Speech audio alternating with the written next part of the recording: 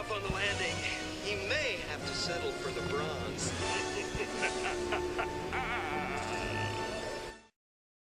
Great Scott! Hello everybody, welcome back to Settle for the Bronze. This is A-Rod007 here with my fantastic partner here. Cyclops? And if you've never watched this before, I know we've only done one installment.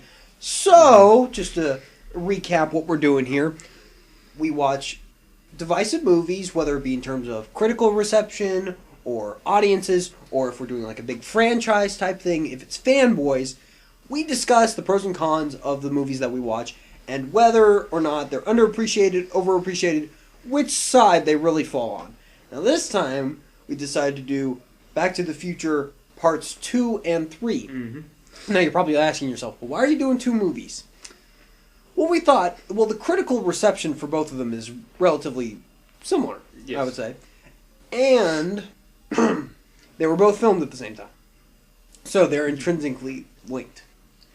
And as we get into this, they fit together better than with the first movie. The 2 and 3 work together better continuity-wise than either of them works with the first one. Now let's go ahead and get the boring statistics out of the way here. Alright, for Back to the Future Part 2... for Back to the Future Part 2, the critical reception was 64%. This is on Rotten Tomatoes, 64%. Mm-hmm. The audience rating was 85%. And it has a 7.8 on IMDb out of 10. Mm-hmm. Which is about half, like splitting that, right? Yeah, I think so. Yeah, something along those lines. And for Part 3, it has a 73% critic rating on Rotten Tomatoes, a 78% audience rating, and it has a 7.4 on IMDb. Which is weird because, I don't know, it seems like the third one's more consistent. Yeah. But, apparently. I guess more people generally like the third one the same amount while they have differing opinions on the second one. Yeah. We just figured that since, both of them... Similar ratings and such. The problems for both of them tend to be similar. Yeah. Although, to an extent. Although they're more apparent for the second movie. Yes. I guess we go ahead and get over our general opinions of the movie. Go ahead, Tycho. Well, personally, I am a very big fan of the first one. So, the fact that... Personally, I enjoy 2 and 3 decently. I don't think they're bad. They obviously have their issues, but I generally like them. And I don't think that they... I think they definitely play off the same inspiration and feelings that the first one creates. And so I'd say I find them all right. All right. They do for me. They need to put that on the poster with all the critical ratings on it. It was all right. Tycop says, all right. All right, well, all right. I'm not a huge Back to the Future fan. I enjoy the movies a lot. I have the movies. Thank you for getting those from me, Tycops, by the way. But, I don't know. There's not really a huge difference in my opinions of each of them. I like them relatively the same. I think the third one's the weakest. That's just my opinion. 1 and 2, I think, are very similar in quality in terms of just what they offer. I don't know. To me, I think the first one holds a special place, and I can see why people say the second one is a drop down. But I feel like the entire series does. It's not like a lot of sequels. The way people complain about sequels today, where it's like, oh, they're making a sequel, it's going to be terrible. Oh, look, it was terrible. Like cash grab. Yeah, it feels like it's more of they wanted to continue with the feeling in this story, and they knew people liked this and wanted more of it. Yeah. I don't know. It doesn't feel so much like it's just like, oh, we have to make this to make more money. It really is convenient that they left the first one off on a cliffhanger. Yeah. Which, if you didn't know, they did not do that intentionally for the purposes of making sequels. They weren't sure if they were going to make any more. They just wanted to do that because they thought it would be funny. And there are a few movies we're planning on doing later on that will have similar situations.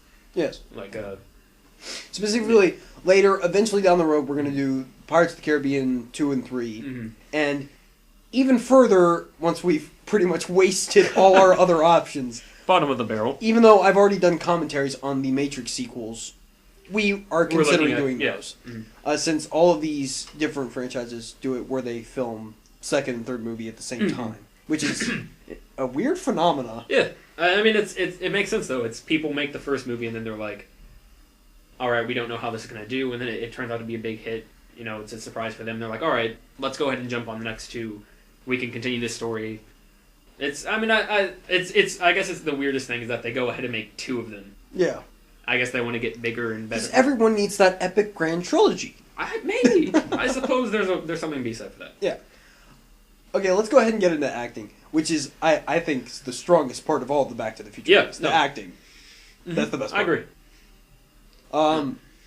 Specifically just Michael J. Fox and Christopher Lloyd, just their chemistry. Is amazing. Yeah. I mean, I don't know how I would assume that a lot of it... Do you think there's much improvisation going on in this, or do you feel like it's mostly... I'm not sure. Ooh, I have no idea. Yeah.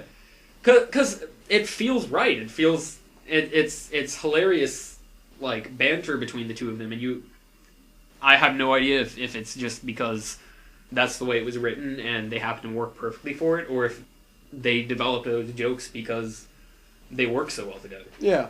And it's funny because Michael J. Fox wasn't originally supposed to play Marty. Yeah. They had another actor working on it for the first couple of weeks. Then the director was like, this guy's not...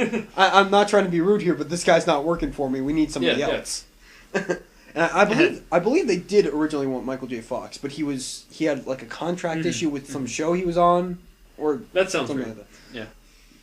But the rest of the cast holds up great. I mean, obviously they're using repeat cast members from the first two movies. Yeah, except for Crispin Glover as Marty's dad. Oh well, that and his girlfriend. Oh yes, Jennifer. obviously, yeah, Jennifer. Who is interesting to me because I felt like in the beginning of the part two, her acting isn't super strong or anything. I mean, it feels almost like specifically I'm thinking of the scene where they start off with Marty and Doc Brown. They're in the flying DeLorean and she's in between them. It's almost like it doesn't work when you have somebody else in that dynamic.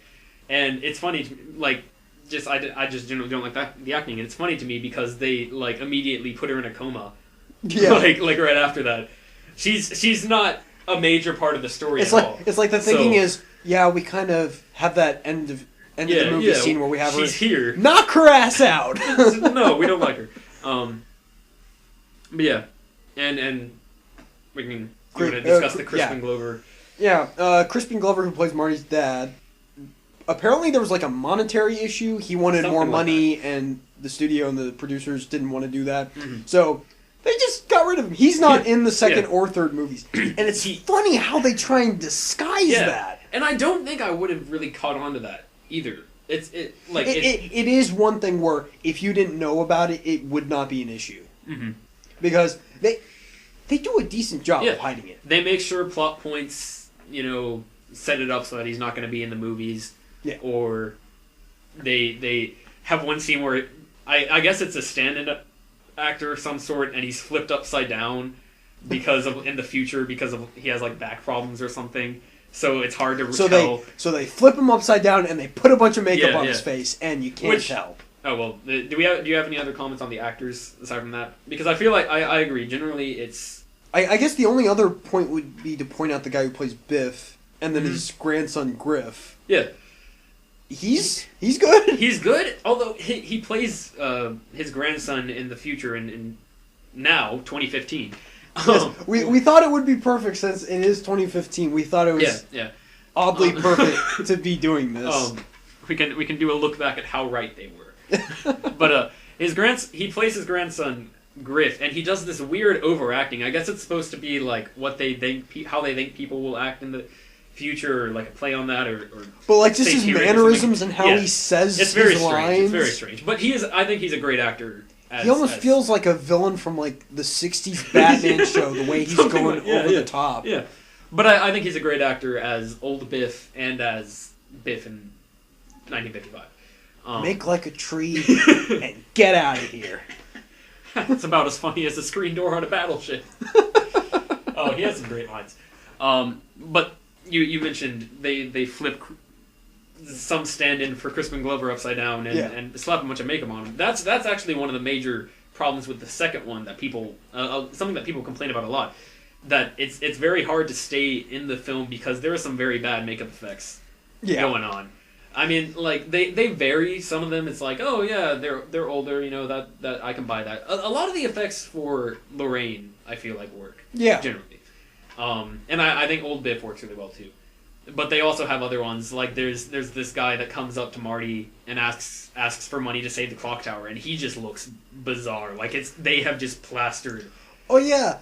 For some reason, when Marty goes to 2015, there's this guy who's asking him, "Oh, save the clock tower." Yeah. And it's this guy who's running the automobile repair shop in the 50s. Biff Hughes is in 1955. And which is, I don't know how. If you hadn't looked that up when we watched it, I would no idea. Because I figured that the fact that they put makeup on him means he had to be somebody else. Yeah. But when I looked it up, I was like, well, that's odd. I don't know why they went with that. Like, wouldn't it make more sense that, remember in the first movie, that old like, lady, she's like, save the clock tower. And she's got the little can with the coins say it's in her it. daughter or something Yeah. like that. Yeah. Or say it's her. Yeah, she's really, really old. No, because they make a plot point because Doc Brown's got the work done on his face. He's like, I've had a couple of organs replaced, so I can live an extra 40 or 50 years. Yeah.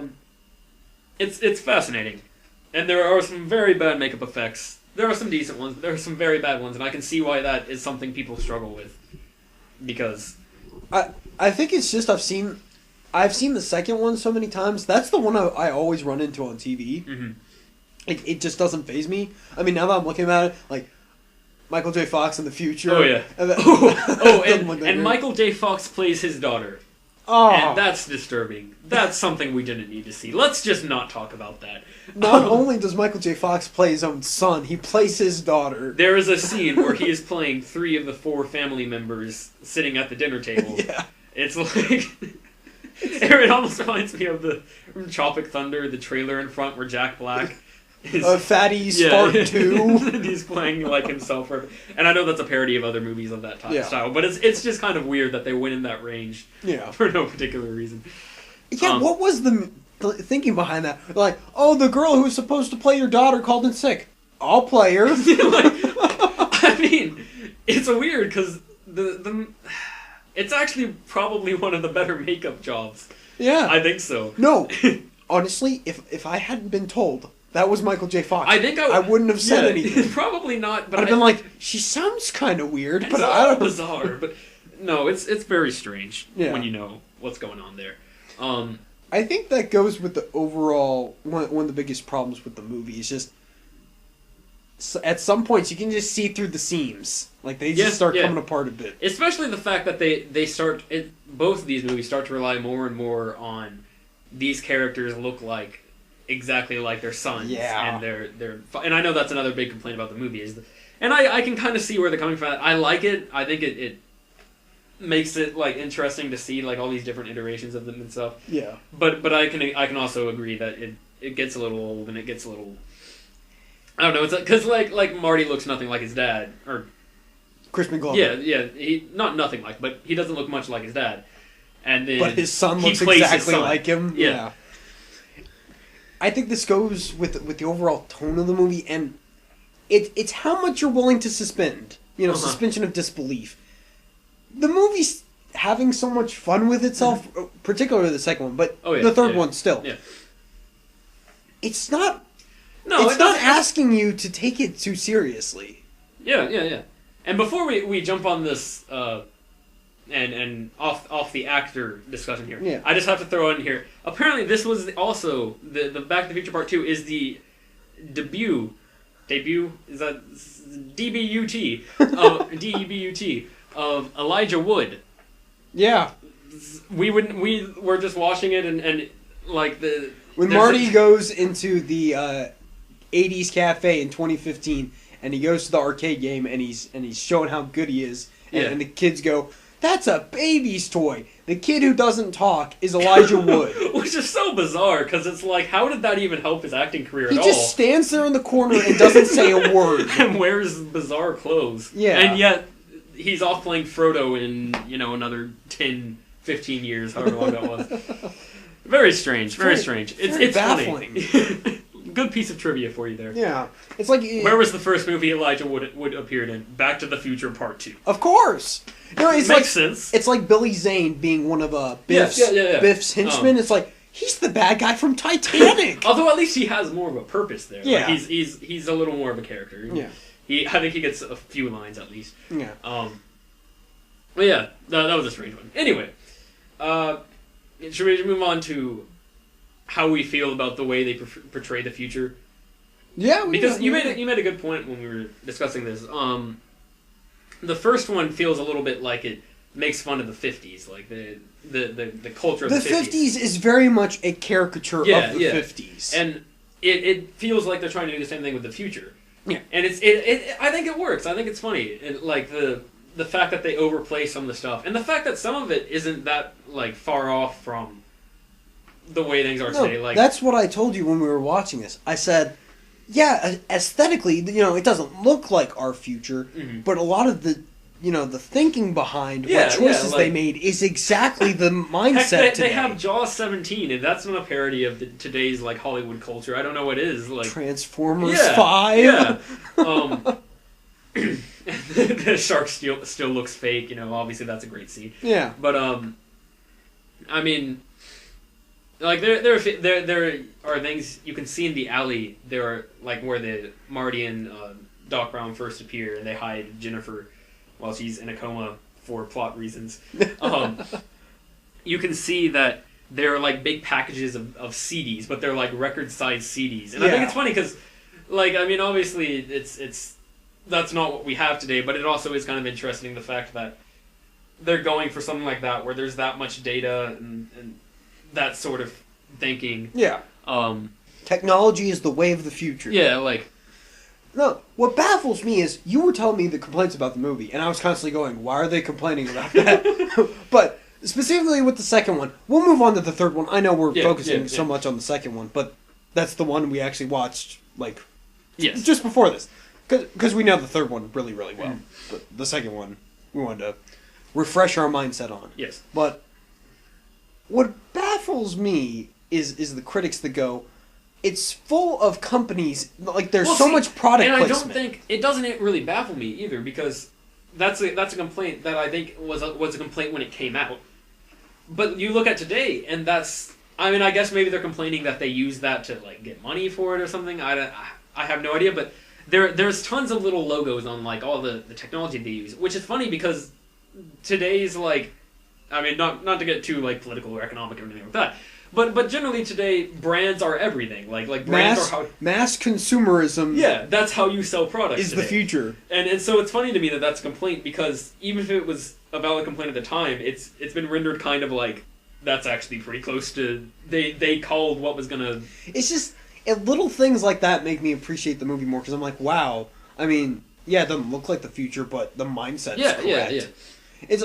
And they still have, like, I mean, Marty's family doesn't live in a good side of town. Yeah. It's not like it's they make it polished and clean. And it's not the Jetsons. Yeah. It's obviously still human, and there's it's a little grimy. And Can I just say one thing? I want a hoverboard. Yeah. Not the ones they're actually working on. I want the pink child's little girl hoverboard. I want that. That's okay. You can keep it. I got a pit bull.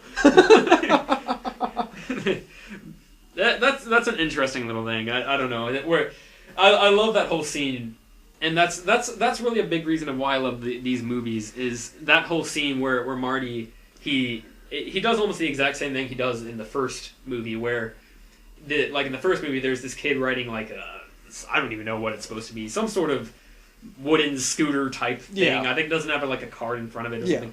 And he breaks it off, and then he rides around on the like base of it like a skateboard.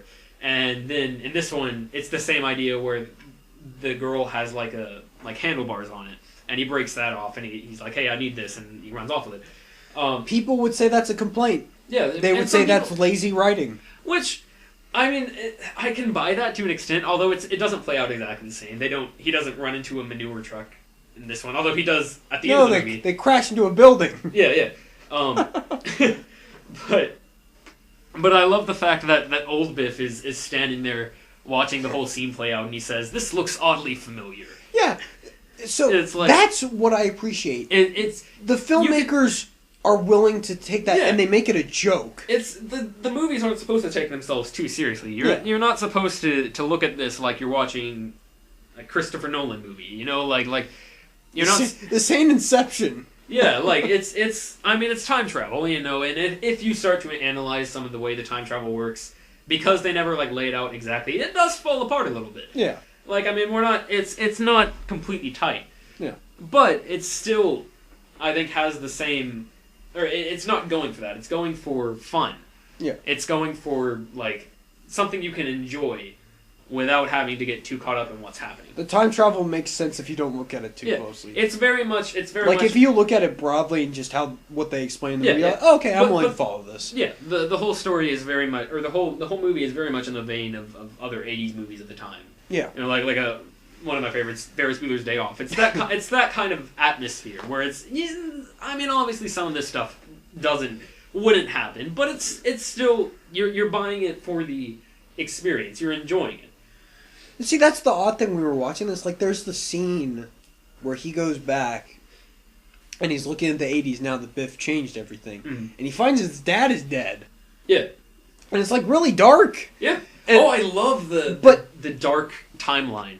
But it's great. It doesn't break the tone at the same time. No. Because, I mean, you've still got Biff's henchmen. They're like the first people, or I guess they'd be the second people he recognizes after Strickland, which I'll jump on in a second. And the drunk guy from the first movie. Yeah.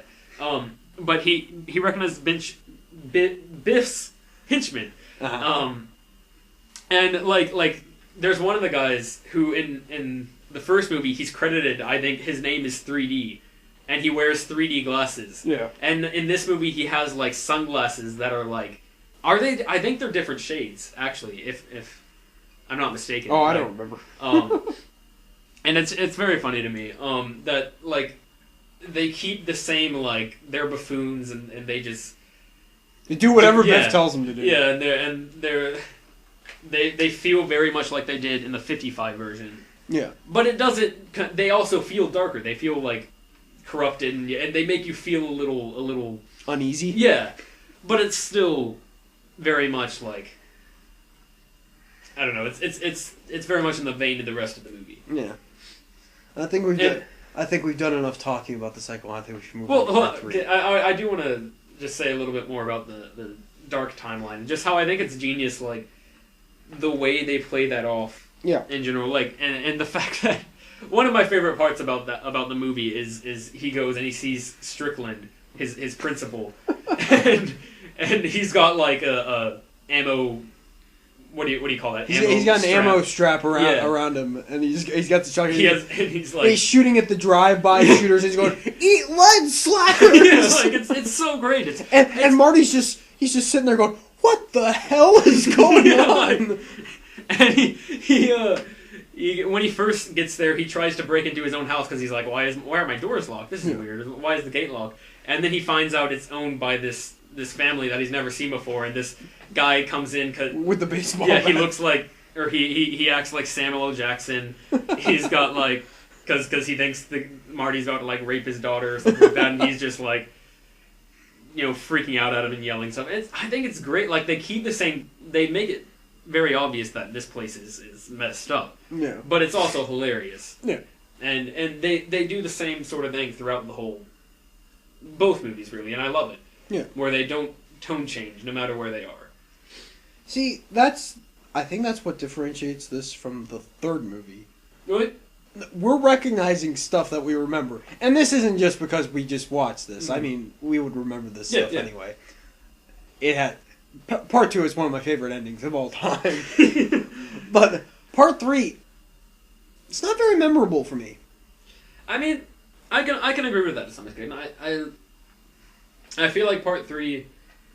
I mean... It's definitely a replay of what just happened in the last two movies. Yeah. Because, like, it takes... The second movie took some of the old gags from the first movie, and then it added in a lot of new gags. Yeah. And the third movie doesn't really introduce anything new. It's playing off the first two. Yeah. So there's not much. The big stick of the third movie is it's the Old West. Yeah.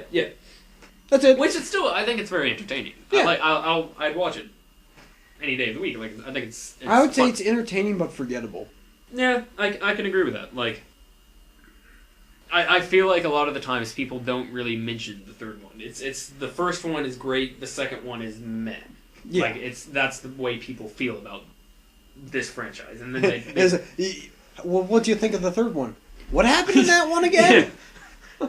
But one of my main problems with the third one is just the love story with Doc Brown. I mean, I like how they set it up. Uh-huh. In the second one where he has that line where he's like, I'm going to figure out one of the greatest mysteries left in the universe. Women. It's like, Yeah. That's funny. And, you know, I guess... I like the payoff for some of the gags. Yeah. I generally enjoy it, and I enjoy the way the events play out. But I can also see why people generally aren't a fan of it as much as they are the first one, and don't care about it as much as they do the second one. Yeah. I do feel like it's probably. I feel like it's probably a more solid movie than the second one overall. You think so? I think It works better on its own. yeah, and I think would say that, yeah. well that, and I think it's yeah, basically that's what I'm saying is it's See, that's really when you get into the argument of how valid are these movies. Mhm. Because you want a movie to work well on its own, but at the same time, if you're doing this, oh, we ended on a I mean, cliffhanger like- to be continued. there's definitely a time and place for movies that don't work on their own. I mean, Lord of the Rings, like the trilogy, you can watch each one individually, but it's not really going to be nearly the same as if you watch all three. Like Or even, I mean, this is, you know, not quite as good of an example, but the Harry Potter movies. yeah. I mean, it's they really... do have stories, but It's really not fulfilling unless you watch all of them. no. It's because you want the payoff at the end. Yeah. Yeah, I agree. I think Well, I'm thinking about something versus, like the Back to the Future trilogy versus, like, the Dark Knight trilogy. Where each one is clearly its own story. It could end right here. It doesn't matter if we have additional movies. which is kind of, I guess, the question you can bring up is it supposed to be more of an overall arc? Yeah. Or is it supposed to be individual movies? Which, the way they made the second and third one, I think you can argue that that's not what they were going for. But at the same time, there's aspects in the third one. Like, the second one feels very much like it's tying up the first one and how the first one ended and explaining that. And then it's doing its own thing, and then it's also leading into the third one. Yeah. Well, But you don't realize first it's and leading third are into just- the third one until, like, literally the last But- 3 minutes of the movie. But they're playing up gags for the third one. And the whole thing with needles. Yeah. I know you're not a big fan of that, and I can kind of agree that they don't set Needles up in the first one. He's this guy They that Marty don't works set up with. the character of Needles, who causes Marty to get into the wreck in 1985. And they also... What else did they not set up? They don't set up the whole chicken gag. Yeah. Where somebody there's a lot of calls stuff Marty like a that. chicken, and Where then he turns around They and he's introduce new gags in the Yeah. second one so that they can be used in the third one. But they weren't really referenced. But just the in first. hindsight, it would have been nice if they had been in Like- the first one. Like, if you... I mean, yeah, but it's the same kind of idea where in the first one, none of the characters looked like their future... I mean, I guess Marty was the only one who switched. But, like, Marty didn't look like the rest of his family. Like, he wasn't... Yeah. Marty didn't... Michael J. Fox did not play any of the rest of his family. Yeah. It's that kind of idea where it's like...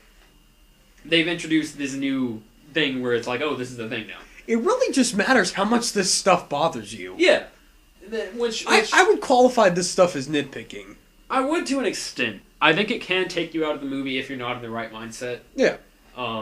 Which is, I'm not saying, like, if you're watching these movies with a certain thinking going into it, you're wrong.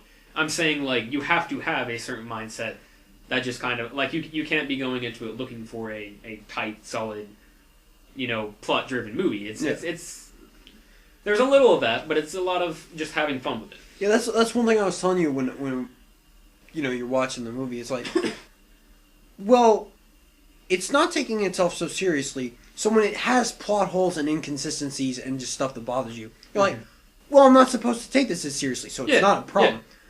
But when Christopher Nolan, you know, he has a huge $200 million budgeted movie, and he's got a plot hole in here or an inconsistency there, oh, the edit's wrong, everybody's going to dog on him.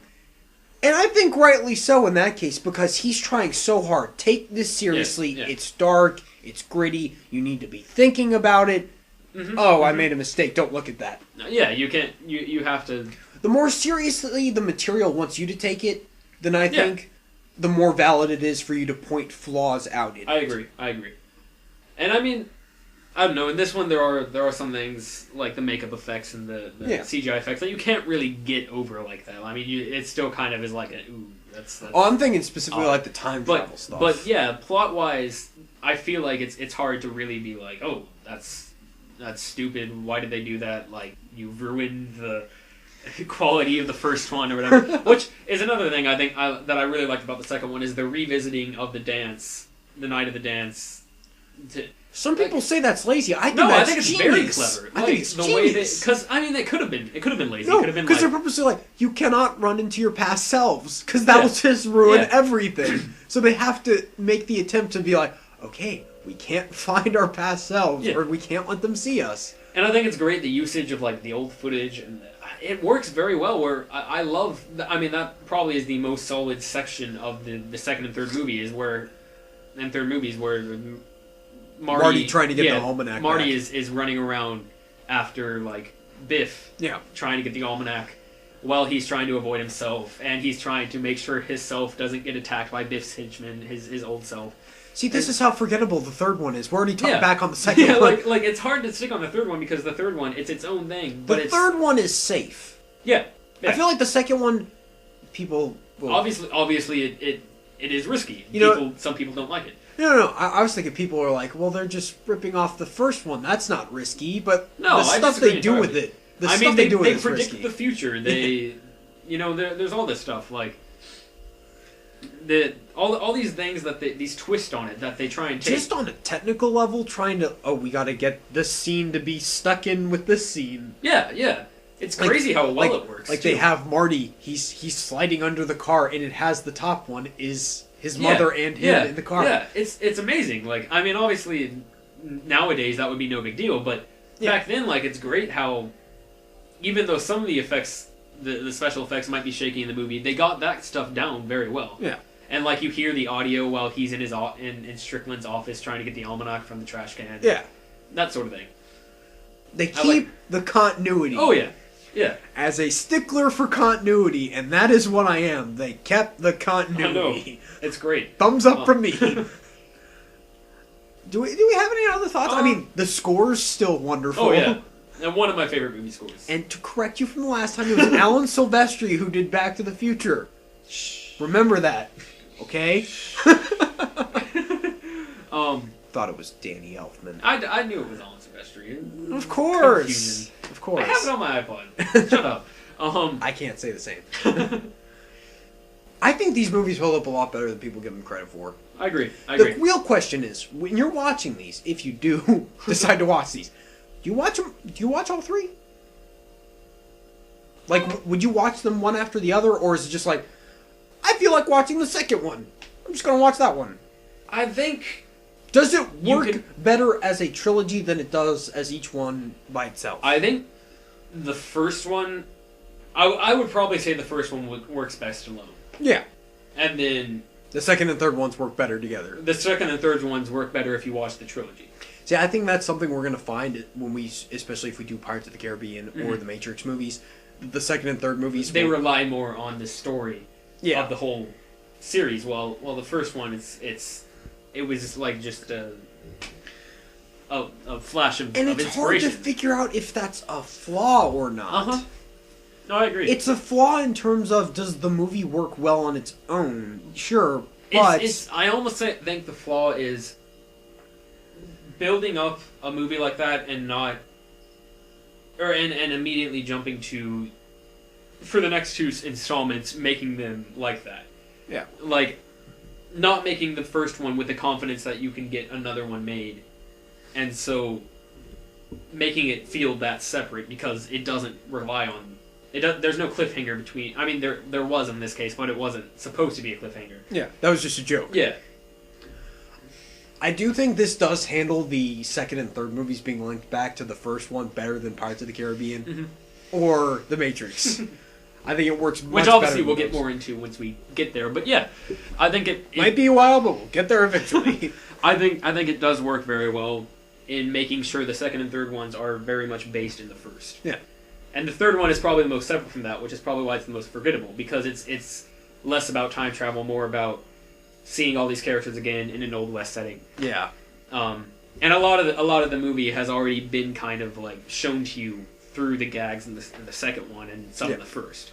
So I think that is probably why people generally don't love the third one. But at the same time, the second one ends on a cliffhanger, and then it says to be concluded, and then it gives you the trailer for the third movie. For some reason, Yeah. So every version you of part 2, like if you watch it on TV at the end of the movie, it has the trailer for part 3. You can't really, like, you know, with the first one, it was this the cliffhanger was this ridiculous premise where it's like, Marty, something's got to be done about your kids. where we were going, we don't need roads, and he shoots off in the sky, and it's like, well, what just happened? And it's hilarious, and like, it's obvious that it wasn't really made to continue. It was just like, the adventures continue. You know, it's great. Well, the second one is very much built where it's like, yes, there is a next step to this story. Do you think we're overthinking these movies? I mean, to an extent, we probably are, but what else are we here for? And like you said, and I agree with you, the second one has one of the greatest endings ever when if you cut it off before it says, like, the to be concluded and all that. Yeah. Because, like, just, for those of you who don't remember... Oh, we're going full-on spoilers here. If you haven't seen these movies, why are you here? I would assume you would have picked up on that. Yeah.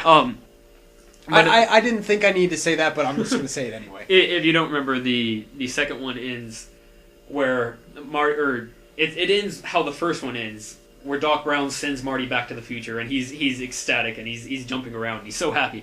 And then Marty runs up, and he's like, "What?" And he freaks out, and Marty explains, he's like, "What? No, I just sent you back to the future." Yeah. But Doc, I'm back. I'm back from the future. And great Scott. And he just does the greatest feint ever. Like he twirls down and just slams on the ground, and then it ends with Doc with Marty's trying to wake him up, and the camera just zooms out, and the music starts playing. And it's so great. No, it really is. If I were to make a top 10 list of my favorite endings, it would be in there. Yeah, I just absolutely. I think that one and the first one probably would be. The first one for its ridiculousness. The second one because it's just a great little... I don't even know how to describe why it's so great, but it is. The end of the second one is just a moment of euphoria. And I mean, the third one is funny too. The third one's cathartic. Yeah. But I don't think that... I think at this point, at that point in the series, you didn't need to rely so much on catharticism. Yeah. Like, there wasn't... The characters had kind of... It was like, alright, these characters are goofing around. They're having fun. There's not really a whole lot for them to, you know, have cathartic release for. Like, the arc's kind of over to an extent. The end does seem a little overblown, where Jennifer has the form that said you're fired on it, and she's like, it erased, what does that mean? Yeah. Does that mean the future's changed? Again, I don't think she's the greatest actress. No, not that part, but Doc Brown's like, it means you can make whatever you want out of the future. It's like, yeah. It's a nice little, you know, inspirational moral, like, thing, you know. I think it's a bit much. It is a bit much. It is a bit much. But I also like the fact that they go the route of the first movie again, and he just has the time train with 2 children. And, how did he build that? Like, I don't know, but it's cool. Like, I don't know what the crap's going on there, but it's cool. But if they needed a set time to get the DeLorean back, how did he get the parts to build the... I don't know. You're asking me? Oh wait, don't think about it. You'll hurt yourself. Yeah.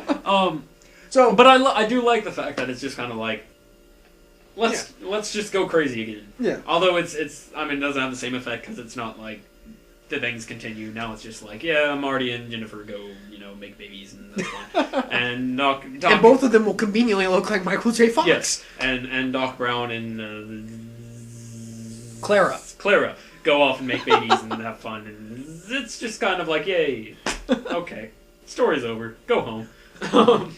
Wait, you're still here? Go home. No, it's over. Yeah. So what do you think overall of these movies? Overall, we initially started this and felt like the second and third one were a little more tied. But I'm starting to feel like you have to grade them separately. Think so? Even though they don't really work separately, they are of different merit. I feel like the second one is probably even even though it has more flaws, it's also more entertaining, and I feel like it has more. The catharticism really comes in there more. Yeah. And like the general story, I like more. I'd probably give the second one maybe like a B plus. I know that's high, but like I do enjoy it a lot, and I think it works very well as a sequel. Yeah. While the third one might be lower, like B minus or C plus, somewhere in that range. I'm gonna have to agree with you on the score again. I know we did this for Batman Forever. There will be more. There will be other ones where we disagree. Oh no. but Great yes, this is Scott. well, what would you rate them overall though? Like if maybe even the whole trilogy. Like if I were to rate the whole trilogy? Yes, I know that brings in the first one, but like just the trilogy as a whole, as a story arc. Probably just a B. I mean, I know you're like a diehard fan. I might have to say B plus. I think it's just because I don't have. Like how that's a historic first disagreement of 1+, but I just don't have as much investment. It's fun entertainment that's not acting like I'm stupid. I'm looking at you, Michael Bay Transformers. I don't know. The type of humor and stuff just appeals to me more. Yeah. I think. I can enjoy it. I like the humor. I like how clever it is. It feels like. I mean, I don't want to get into good movies are terrible, or new movies are terrible, and old movies were great. But it kind of feels like the classic style of like 80s and 90s movies. Like you compare this trilogy to like most new trilogies, and it's like. And like most new sci-fi stuff, it's like. You know, it's this and Jurassic Park and Ferris Bueller's Day Off and stuff. I know those are weird stuff to pair together, but like that kind of style where they kind of have like the dialogue feels very real and the way it's shot feels very real and the effects and everything, and newer stuff feels like it's a little more. It focuses. Remember when movies weren't trying to trick you with flashy gimmicks and effects? Yeah. Remember when they were just movies? We discussed this earlier. I think this is taking this is something people have noticed recently. I've seen in several reviews that it's like fun movies that used to be when movies used to be fun. Yeah, which you don't see a lot of nowadays, where they typically are grim, dark. It's mostly because of the Christopher Nolan movement to gritty and dark. That's one thing. I'm a diehard Christopher Nolan fan. I appreciate some gritty and dark. That's the problem, though, is that Christopher Nolan. I feel. I mean, personally, obviously, this is our opinion, and we both are big fans of Christopher Nolan. Me more so. Yes. His movies are very well done. I think so. I think there's a lot of passion going into them. There's a lot of good writing, a lot of good acting. They're well done, while other movies that try and replicate that are not. Yeah, and that's kind of where the problem comes in. If we're gonna have movies with flaws, I want them to go back to this type of movie. The gritty dark thing, studios think of that as a style. They don't think of that as a mindset. Yeah, Christopher Nolan, for him, it's a mindset. Mm-hmm. It's not a style that he's just going for because, hey, audiences like that at the time. We need to make sure that 90% of the screen is gray most of the time. I mean, this is going off on a weird tangent, but I think this is a good statement about the fact that if we're not going off on at least 5 tangents every video, what are we doing? I feel like it's justified. It's about them traveling to 2015. The contrast between the two, and let's rant a little bit here. Let's talk about movies in the Old West. Yeah, it's. If movies are going to be movies with issues, and movies that they aren't as solid, they aren't as tightly wound plot wise, and their acting might fall short a little. I want them to be more like this, where you can tell that it would be fun to be on that set. Like if you were working there, it would be great. You're on a slippery slope, my friend. I'm sure it was tons of fun to be on the set of Batman and Robin. Was it though? You say that, but at the same time, I feel like everybody was just walking in and being like, "You're making a 2-hour toy commercial. You bet your ass you're having some fun." But like, Joel Schumacher's yelling, "Remember, everyone, it's a cartoon." It's fun in the sense that it's. I'm talking about having fun on the set in the sense that it's like, we're making something, we're having fun doing something that we can be at least a little proud of. Yeah. I don't think they And said that that about Batman and Robin. And we know at least some people will enjoy this. Yeah, like we know some people are going to like what we have created here, and we're having a fun time, and that's why we're here. That's what we're enjoying. I feel like a lot of movies nowadays are getting away from that, and there are obviously great movies coming out every year, but it's something that I'd like to see more of in movies now, where they may not be perfect, but that's okay. They don't take themselves too seriously. They Guardians have fun of the Galaxy. Yeah. That's a prime example. I want to see more movies like Guardians of the Galaxy, because that felt Is a it little a more. coincidence that the music from the Awesome Mix is from the 80s? Mm-hmm. I think it's yeah. It's fairly obvious that like Ferris Bueller and Back to the Future influenced Guardians of the Galaxy. Mm-hmm. And like they reference. Oh my! It's like Back to the Future meets Star Wars in terms of like Yeah. tone and Yeah. humor. Yeah, but they update it with graphics and CG and current technology without making it just like this movie is about current technology. They update it so that it looks pretty and nice, and it makes our eyes happy, but it's still fun. There's still something there that you can't say is bad. Yeah. Would you recommend Back to the Future Parts 2 Now and that 3? we've gone on that, We're a long way around. yes. Would you recommend both of these? I think I would. Yeah, even both of them. Yes. Yeah. I think that overall, because I mean, if you obviously watch the second one, you stop. You're kind of like, well, okay. I have to see how it ends. But and the third one, I think, has its moments. Even if it is playing a lot off the other two, I think it's still fun to watch, even if it's not as memorable. And it'll help you, even if it's forgettable. You remember the whole trilogy. I think the more you like the first one, the more you're gonna like the sequels. Yeah. No, I Like, agree the with more that. I agree with invested you are in the first one, you'll be like, I want to see more of these characters. Mm-hmm. Like, I remember we were having a conversation, this is also another tangent, but I was talking to someone who liked the Hobbit movies, and I'm not a huge fan of the Hobbit movies, and she told me, it's not the fact that whether it's high quality or low quality, it's the fact that I'm in Middle Earth again with these characters, and I get to explore that. So it's almost like that type of feeling. If you have that sort of feeling about the first Back to the Future, you're going to love these movies. Yeah. I think if you are the type of person who the first Back to the Future really makes you happy, and that is like I love watching that. And movie. you want more of that style and more time with the characters. Then, yeah, absolutely watch them. I absolutely recommend them. Yeah. I know we're recommending them after we talk about spoilers, but it's a statement on how we feel about them. Yes. Yeah. Well, obviously, again, we're going positive with these. We don't think these are bad, despite what a lot of people say. I know some people who absolutely hate Part 2. Mm-hmm. And Part 3, like, once again, we were like, people don't really talk about that one that much. But I would recommend both of them. Again, you know.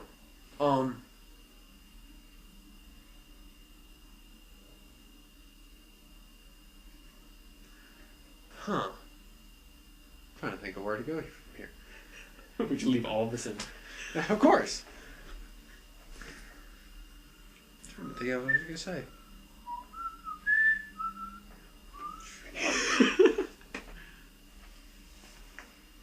Yeah, if you only go back and watch the first one, I think you're kind of missing out a little. Yeah, a lot. I would say missing out a lot. These movies almost specifically for the second one, and the fact that it goes back and it adds more depth to what's happening there. Yeah. I don't know. I just think a lot of complaints for these two movies are overblown. Mm-hmm. I agree. Which I think is a lot to be said for older movies. That let's get back on talking about older. No, but really, I think that's kind of representative of a lot of older movies where they get criticized when they first come out, and then it's kind of like everybody just kind of no people don't really see them all that much anymore. Yeah. But people are still like, yeah, this is terrible. Some movies it does require the passage of time for people to true appreciate them. Yeah. The true perception of the movie to come into play. So. Yeah, if you haven't seen these movies in a while, please go check them out. Yeah. You can tell there is time and effort being put in these movies. They're not cash grabs like, I'm looking at you, Michael Bay, Transformers. I'm just going to keep going back to that. That's the safe choice to like and subscribe if you have the unpopular opinion that the Transformers movies are bad. Yes, so unpopular, right? So, yeah. Another positive rating. I wonder what we'll do next time. Okay, I was going to try and do something clever with that. Whatever. Next time, what are we even doing next time? Isn't The Punisher? Yes, Is that what it's The Punisher. We have finally figured out our schedule, people. Yes. I know last time I said we had no clue what we're doing. Now we got a plan. Next time will be... Or do we? Get out of my head. Alright, next time will be the 2004 Punisher starring Thomas Jane, not to be confused with the 1990 Punisher starring Dolph Lundgren, or the 2008 Punisher Warzone starring Ray Stevenson. We're going with the one with John Travolta in it. So, yeah, there you go. Alright, everybody, thank you for watching, and we'll catch you next time. But I feel like the entire series does... It's not like a lot of sequels a lot of the way people complain about sequels today, where it's like, oh, they're making a sequel, it's going to be terrible. Oh, look, it was terrible. Like... Cash grab. Yeah. It feels like it's more of they wanted to continue with the feeling in this story, and they knew people liked this and wanted more of it. Yeah. I don't know. It doesn't feel so much like it's just like, oh, we have to make this to make more money. It really is convenient that they left the first one off on a cliffhanger. Yeah. Which, if you didn't know, they did not do that intentionally for the purposes of making sequels. They weren't sure if they were going to make any more. They just wanted to do that because they thought it would be funny. And there are a few movies we're planning on doing later on that will have similar situations. Yes. Like, specifically, later, eventually down the road, we're going to do Pirates of the Caribbean 2 and 3. Mm-hmm. And even further, once we've pretty much wasted all our other options. Bottom of the barrel. Even though I've already done commentaries on the Matrix sequels, we are considering doing those. Mm-hmm. Since all of these different franchises do it where they film second and third movie at the same time. Which is a weird phenomena. Yeah. I mean, it makes sense, though. It's people make the first movie, and then they're like, all right, we don't know how this is going to do, and then it turns out to be a big hit. You know, it's a surprise for them. They're like, all right, let's go ahead and jump on the next two. We can continue this story. I guess it's the weirdest thing is that they go ahead and make two of them. Yeah. I guess they want to get bigger and better. Because everyone needs that epic grand trilogy. Maybe. I suppose there's something to be said for that. Yeah. Okay, let's go ahead and get into acting, which is, I think, the strongest part of all of the Back to the Future movies. The acting. Mm-hmm. That's the best part. I agree. Specifically just Michael J. Fox and Christopher Lloyd, just 30% critic rating on Rotten Tomatoes, a 78% audience rating, and it has a 7.4 on IMDb. Which is weird because, I don't know, it seems like the third one's more consistent. Yeah. But, apparently. I guess more people generally like the third one the same amount while they have differing opinions on the second one. Yeah. We just figured that since, both of them... Similar ratings and such. The problems for both of them tend to be similar. Yeah. Although to an extent. Although they're more apparent for the second movie. Yes. I guess we go ahead and get over our general opinions of the movie. Go ahead, Tycho. Well, personally, I am a very big fan of the first one. So, the fact that... Personally, I enjoy 2 and 3 decently. I don't think they're bad. They obviously have their issues, but I generally like them. And I don't think that I think they definitely play off the same inspiration and feelings that the first one creates. And so I'd say I find them all right. All right. They do for me. They need to put that on the poster with all the critical ratings on it. Like, it was all right. Tycop says, all right. All right, well, all right. I'm not a huge Back to the Future fan. I enjoy the movies a lot. I have the movies. Thank you for getting those from me, Tycops, by the way. But, I don't know. There's not really a huge difference in my opinions of each of them. I like them relatively the same. I think the third one's the weakest. That's just my opinion. 1 and 2, I think, are very similar in quality in terms of just what they offer. I don't know. To me, I think the first one holds a special place, and I can see why people say the second one is a drop down. Nice form, but a little rough on the landing. He may have to settle for the bronze.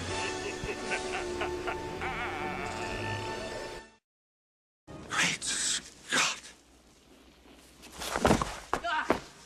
Hello, everybody. Welcome back to Settle for the Bronze. This is A-Rod 007 here with my fantastic partner here. Cyclops. And if you've never watched this before, I know we've only done one installment. So, just to recap what we're doing here, we watch divisive movies, whether it be in terms of critical reception or audiences, or if we're doing like a big franchise type thing, if it's fanboys, we discuss the pros and cons of the movies that we watch and whether or not they're underappreciated, overappreciated, which side they really fall on. Now this time, we decided to do Back to the Future Parts 2 and 3. Now you're probably asking yourself, well, why are you doing 2 movies? Well, we thought, the critical reception for both of them is relatively similar, Yes. I would say. And they were both filmed at the same time. So they're intrinsically linked. And as we get into this, they fit together better than with the first movie. The 2 and 3 work together better continuity-wise than either of them works with the first one. Now let's go ahead and get the boring statistics out of the way here. Alright, for Back to the Future Part 2... for Back to the Future Part 2, the critical reception was 64%. This is on Rotten Tomatoes, 64%. The audience rating was 85%. And it has a 7.8 on IMDb out of 10. Which is about half, like splitting that, right? Yeah, I think so. Yeah, something along those lines. And for Part 3, it has a 73. Chemistry is amazing. Yeah. I mean, I don't know how I would assume that a lot of it. Do you think there's much improvisation going on in this, or do you feel like it's mostly? I'm not sure. Ooh, I have no idea. Yeah, because it feels right. It feels it's hilarious, like banter between the two of them, and I have no idea if it's just because that's the way it was written and they happen to work perfectly for it, or if they developed those jokes because they work so well together. Yeah. And it's funny because Michael J. Fox wasn't originally supposed to play Marty. Yeah. They had another actor working on it for the first couple of weeks. Then the director was like, this guy's not... I'm not trying to be rude here, but this guy's not working for me. We need somebody else. And I believe they did originally want Michael J. Fox, but he had like a contract issue with some show he was on, or that sounds something right. like that. Yeah. But the rest of the cast holds up great. I mean, obviously they're using repeat cast members from the first 2 movies. Yeah, except for Crispin Glover as Marty's dad. Oh well, that and his girlfriend. Oh yes, Jennifer. obviously, yeah, Jennifer. Who is interesting to me because I felt like in the beginning of the Part 2, her acting isn't super strong or anything. I mean, it feels almost like she. Specifically, I'm thinking of the scene where they start off with Marty and Doc Brown. They're in the flying DeLorean and she's in between them. It's almost like she's just. It doesn't work when you have somebody else in that dynamic, and it's funny. Like, I just don't like the acting, and it's funny to me because they like immediately put her in a coma. Yeah. like right after that, she's not a major part of the story at all. It's like the thinking is, we kind of have that end of the movie scene where we have she's her here, knock her ass out. No, we don't like her.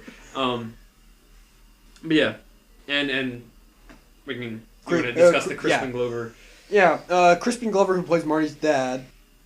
Apparently, there was like a monetary issue. He wanted Something more like money, and the studio and the producers didn't want to do that.